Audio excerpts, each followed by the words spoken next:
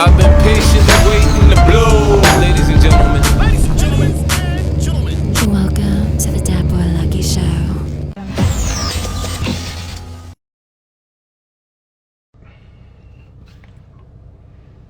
We now live. It's a Dat Boy Lucky Show. Today we're doing a show on my driveway. That's what I chose to do. You heard. Comfortable here. We got a special guest, AliJack bars, straight out of Dubai. I've been patiently waiting to blow. Ladies and gentlemen, welcome to Dat Boy Lucky Show. Just bear with me while I invite Ali. You heard. Let's see. How can we do this? Invite Ali Jack Bars.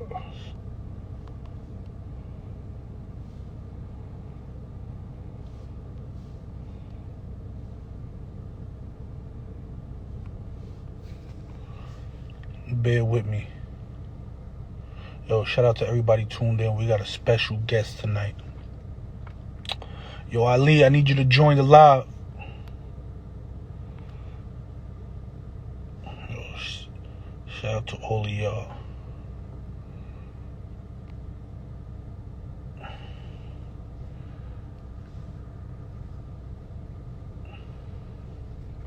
Oh, there we go.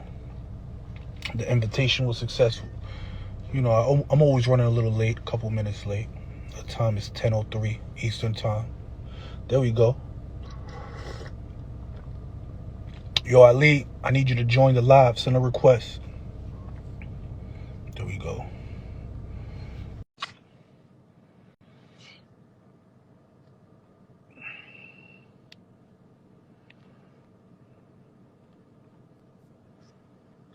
My man. What's going on, big dog? Yo, you now tuned into the Dat Boy Lucky Show. We got a guest straight out of Dubai, you heard. Yo, introduce yourself, Ali. My name's Ali, rap name. AliJack, I'll be spinning. I'm trying to get in the game like proper spin, that old school good mixtape scene, rap type shit. New York influenced by a lot of them heavy spitters from the mixtape scene back in the early 2000s. Max B, Stack Bundles, they're my big influences. Styles P, that's them big dogs right there. Heavy hitters. Yeah. Yo, shout out to you for being such a connoisseur of the culture, because a lot of people don't really know about Max B and Stack Bundles. Being that you're from Dubai, that's crazy. Yeah, there you go. Wavy Crocker, baby. That's part the of my culture right there. That's the wave. Hell yeah. Yo, shout out to everybody tuned in. There's a lovely lady. God bless, man. God bless. There's a lovely lady in by the name of Glennis that tuned in. She looks alright. Trying to holler at her. All right, so let's get into it. Yo, explain the mask. Let's get right into it. All right. What made you, which I think is dope. That's actually what made me invite you to the podcast, is because it's so dope that you got a mask. I remember listening to an interview or watching an interview that had something to do with Ghostface Killer. And the interviewer actually said they wish he never took off the mask. You heard? And then somebody said the same thing about Max B. They wish Max B never took off the shades. So now that you coming into the game for 2021 and you got this mask, and then your bars are serious. I got a chance to listen to your bars. I'm like, wow, this dude is really in tune. Like, you hitting them from different angles. Like, you hitting them from the, you well rounded with the culture, especially like the heavy hitters, like you said, Stack Bundles, Max B, Styles P. You're hitting them with the mask. Appreciate that. You're hitting them with the mask, and then also, you're from Dubai. Yeah. Right? Is that correct? That's where you at right now? Yeah, son. The sun's rising right now, baby. It's still 6 in the morning. Yo, that's gangster. Our first interview from Dubai, you heard. So, what made you wear the mask? You heard? What made me wear the mask? First of all, I believe that that the art shouldn't be restricted by who I am as a person, where I'm from. You know, I want people to feel the music before they feel anything else. Second of all, I feel like, you know, it follows my persona. I'm into that fight shit. I'm into that luchador shit. You know, I like a bit of grappling in my life. So I thought, why not put it all together? My love for the art, for the music, and my love for a little bit of this wrestling, a bit of this grappling. You know, I do a lot of martial arts in my free time too. That's two things I love the most: martial arts and the rap game. Okay, all right, and they're both are very competitive. Yes, sir. So how long? I believe that, you know, back in the day. Yeah. No, go on. I didn't mean to cut you off. What you said? You believe back in the day? No, it's all good. I said, you see them Mexican wrestlers, man. They live their whole life without taking them masks off, and you love them because of their personas and the shows they put on in the ring. Right. It's not about what they look like or who they are. Right. It's the performance. That's fire. So when did you start rapping? Like when did you find this passion with music? I mean, I'm 27 right now. I've been writing for about, let's say 12, 13 years. What up, Hollow X King? Hope you're doing well, big dog.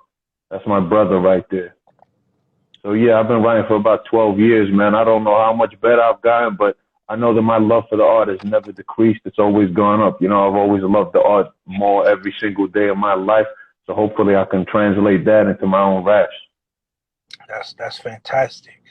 And then, you know, something else that stood out to me from you, besides the mask, is your artwork. Your artwork is very professional. Like, you definitely have an eye, and you definitely have an angle that you're trying to capture. Who does your artwork? Well, like, yes, sir. How involved are you with the artwork? Well, the thing is, I'm more of I'd say creative direction. I don't have a big hand in the actual making of it. That's my brother. Me and my brother are a very tight-knit team. I spit the bars. He does my mixing, my mastering, and my artwork. That man is a very talented man. You'll probably see his music soon on the scene. Maybe, hopefully, you get a chance to interview him. He's a very artistic young gentleman. You know, we consider myself more of a, like we said, the New York style spin. He got his own little thing going on right now. He got that West Side Gun Griselda influence. You might like that if you ever pick up on it. He's about to drop a tape real soon, too. Yeah, that's gangster. Definitely. Shout out to your brother. Shout out to Griselda. You heard?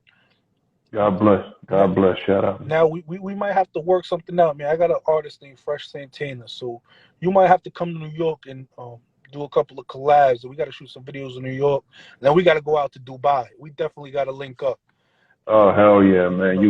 You know you're welcome anytime, man. I'll show you around. I'll take care of y'all, man. Don't ever worry about that. I got you. That'll be fire. Riding on camels and all that. That's fire. Real hell yeah, son. Real bullshit. You heard? I got you, dogs, out there. So are you a part of a team? Or are you part of, like you mentioned, your brother? Who else? Like, what's the name of your clique? An entertainment company. What are you pushing right now? Yeah, we pushing right now. The name of the group is called Kuffis, man. If you remember Jim Jones back in the day, he was about smacking them kuffis. But we're out here, you know, we're in that Muslim community. Everybody be rocking them kuffis. So we got to snatch them kuffis. We got to take the game by force over here. Yeah. Me, my brother, and another artist. Baby. I'm very familiar with that. He was heavy on the kufi smacking back in the day. I believe. Hell yeah, man. I believe he actually. I believe that was, you know, this is part. I'm a fan of the culture. So you know, I grew up listening. I grew up during this era, and this was part of, you know, my high school years. He was dissing Nas. He was dissing Nas when he was calling him. You know, he said he was gonna smack the kufi off of Nas. That's fire. Word. I remember that.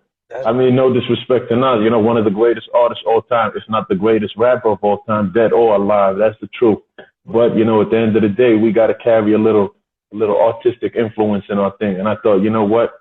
Might as well carry that. Like I said, we live in an area where a lot of people be rocking kufis, and at the end of the day, we're out here to snatch that. We're out here to eat someone's food in this rap game.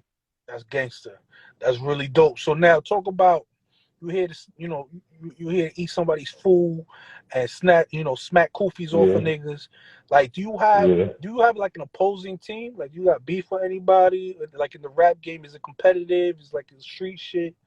Like, what's going on out there? Well, right now, to be honest, man, I don't fuck with the artists in the scene around here. They ain't got the. I mean, I'm not sending this out personally to no one, but the scene out here, it ain't on par with what it should be. Okay. People ain't spitting that real art. They should be spitting some real bars over here, but they ain't trying that hard. The culture could do a lot better. You know, the music could be a lot better, but people too, I don't know, they're eating too well, you know? Okay, they comfortable. They ain't got that hunger for the rap game. Okay. Yeah. They very comfortable out there. So what separates you Yeah. from, what makes you so hungry? Where you get all that drive from? I'm a curator of the art, man. I'm trying to live off of this. I got two things I love in my life, like I said, man. I love grappling, I love choking dudes out, and I love rapping. And you know what? On this mic, I will choke people out. It's no game to me. Okay. This is my real life right here. This is what I live for. Yeah. So growing up, man, let's touch on some artists that you listened to growing up. All right. I mean, you mentioned the I was pretty, yeah. The Max B's and the Styles P. Like, who else was you listening to? Honestly, when I was growing up, like as a young kid, the first shit I was listening to was that West Coast shit, man. Like I was put on to rap because it hit them up. So I came in this shit with some heavy energy already. Right. And then I started off from that. I was like wondering what the whole Biggie beef was about, and I got onto that Biggie music, right?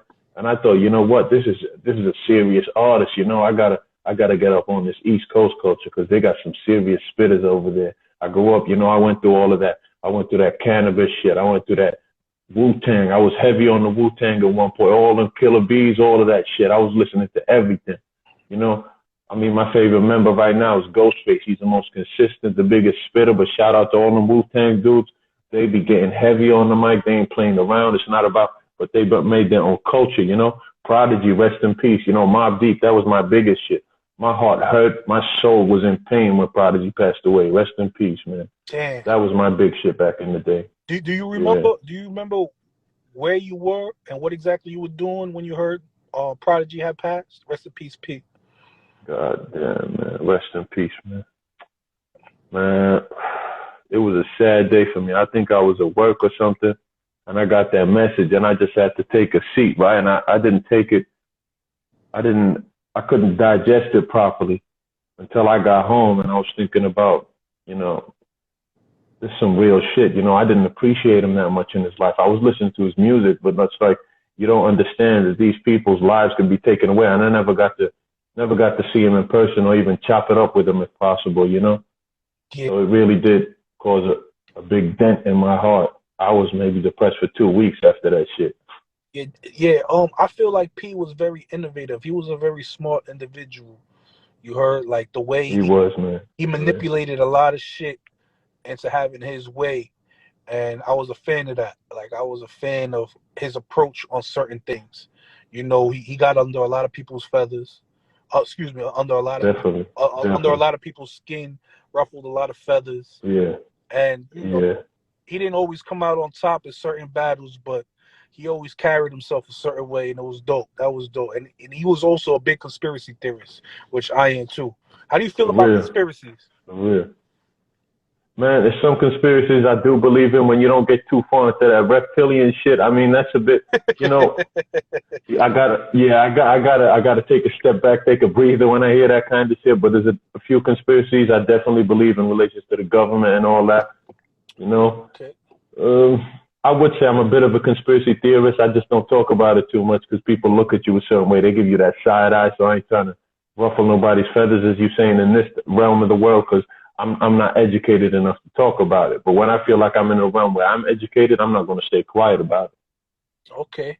Now, talk about government and conspiracies and stuff like that. You out in Dubai, how's the coronavirus affected you being out there? Like what's the situation with Corona out there?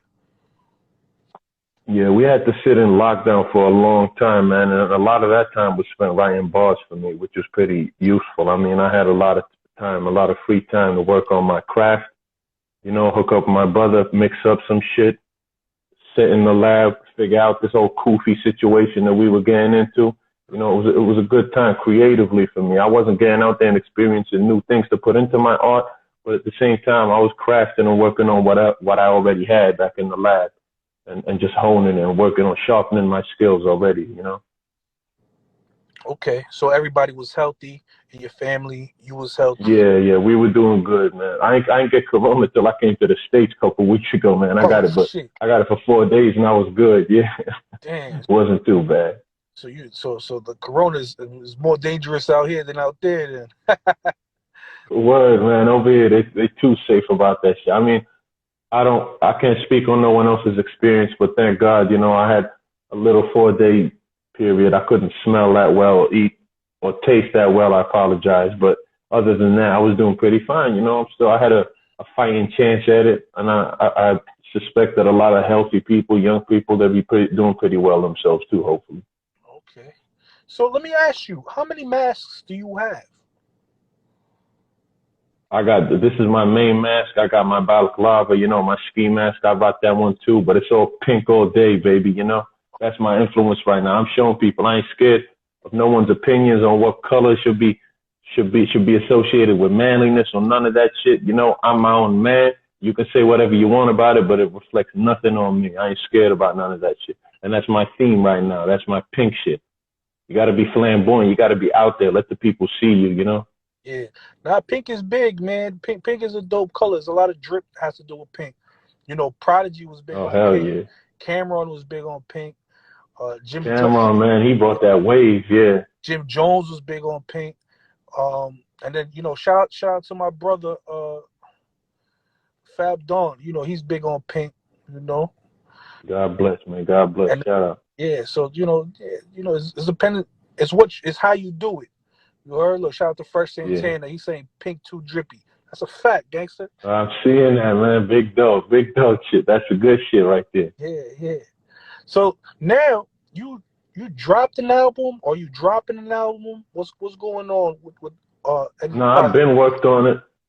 It's not an album. I wouldn't say it's as much of an album. I don't want to lower the expectations of no one, but it's a little demo tape. I got a couple nice verses on there, maybe 8, 7, 9. Just dropped a couple verses, different flavors. I'd say just for people, take a quick peek, see what they feel like they vibe with the most. Because for me, making this music, I do make it to enjoy it myself. But at the end of the day, I can do a lot of things that impress me or make me feel better about my craft. But at the end of the day, my biggest goal is making someone sit back and go, damn, that's an artist. That's someone I want to listen to. He makes me feel a certain way. So I got a couple different, what I'd say, flavors on there. It's a mixed platter, I'd say, of tracks.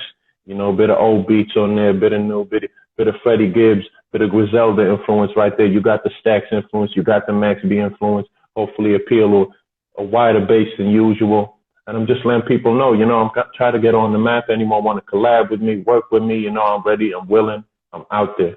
Okay, so what's the name of the project?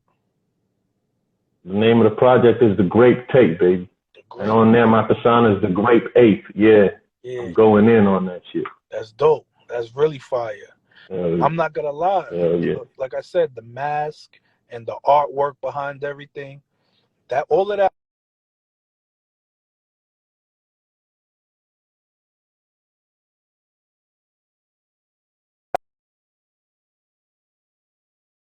Me. Oh shit, the connection cut off. What up? Yeah. Yeah, for those of you who just tuning in, you're now tuned into That Boy Lucky Show. We got a special guest straight out of Dubai, AliJack. Appreciate it, man. Appreciate it. The kuffis smack. Appreciate it, big dog. And hell yeah. For those of you who just tuned in, he's from Dubai. He likes choking niggas out, both in the ring and in the studio. You heard, very competitive. Yeah. This is a real dope artist. Like I said, what stood out to me the most was your mask and your marketing with the album covers. I'm big on album covers. We got a graphic design. Hell yeah. And we've done a lot of artwork for a lot of big artists. And I'm big on that. And not too many people catch my attention, with their artwork. A lot of shit is cliche. A lot of shit I could reverse engineer. But your shit got a certain angle to it, which is really dope, really hip hop. You could tell you're very cultured, and that's it's just really dope. And we live from Dubai. Shout out that Black Rain, he just tuned in. Now, you said you had, on a private conversation, you said you had a run-in with Hobson before. Was it Hobson? Yeah. How was that experience? Are you Yeah, it was Hobson. Are you a fan of Hobson? I'm a fan of. I mean, yeah, I'm a fan. I'm more a fan of his older work. Back in the day, I chopped it up with him back in the day before he dropped that Sag My Pants and everything. He's still an up and coming artist, you know. And I was happy to kick it with him, you know. I was surprised about was dude. I mean, he says it publicly, but he said to me, I don't listen to much hip hop anymore. I mean, that really took me by surprise, you know, because for me, like that's all I do. I'm walking around, you know, I'm jamming to that shit all the time. That's a part of my daily soundtrack, you know, life's like a movie. All that shit is playing all the time. So for Hobson to say something like that, I'm like, damn, he must be pretty good on the pen to be able to pen that shit and do what he did back in the day. And he still does right now. I can't push that away from him to do what he was doing and what he is doing without even always being exposed to that art. And I know it's a lot of artists who are doing the same thing. DMX, rest in peace. I know he said he doesn't listen to any other artist other than himself. And that's some wild shit. But at the same time, that keeps you focused on your own style. Right. Instead of always eating other people's styles and putting that shit together. Right. As we know, he was one of the most unique artists out there. Right. Rest in peace, man. God bless DMX. Word. Rest in peace, DMX. Now it's about that time. The interview's about to be over. Is there anything you want to say to the public that we ain't touched yet? That we ain't touched on yet? Yeah. Well, I just want to say, you know, don't look down on anyone just because they're out of the States. I understand that the rap culture is very proud of its roots. That's why I pay homage every chance I can get, you know, the 5 boroughs, all that. That's my passion. That's my love, you know. My biggest honor will be to come down there and just chop it up with different artists, be able to collaborate, be able to make some good music in the booth. That's what matters to me, you know. All that gangster shit, I appreciate it, you know, but we shouldn't be promoting that shit to the kids. We should be promoting being a man at the end of the day, holding down your morals. You know, everybody, you can be a gangster in your own way. You don't have to go around taking lives of people that live around you and the families. You don't got to promote that drug shit. It's nice to hear on the track sometimes, but at the end of the day, we got to promote positivity, even if you got to smack a couple kuffis off some heads. That was beautifully put, my brother. Gangster. Yo, it was a pleasure for having you on my show. Man, shout out to Hollow. Pleasure being on, brother. He said he's going to be back. You know, definitely, I wish you guys would be back. I can't wait till you guys come to the States. I can't wait to go to Dubai. I'm going to bring my artist, Fresh Santana. And man, you better stay in touch. You know, I'll take you out there over here. And you know, hell yeah. Before we sign off, we just got in these Far Rock America stickers, man. Everybody go cop one. Shout out to Far Rock America NYC. Go follow it. Go follow AliJack Bars. And we out of here, man. This is That Boy Lucky Show. All right, big dog. Take care.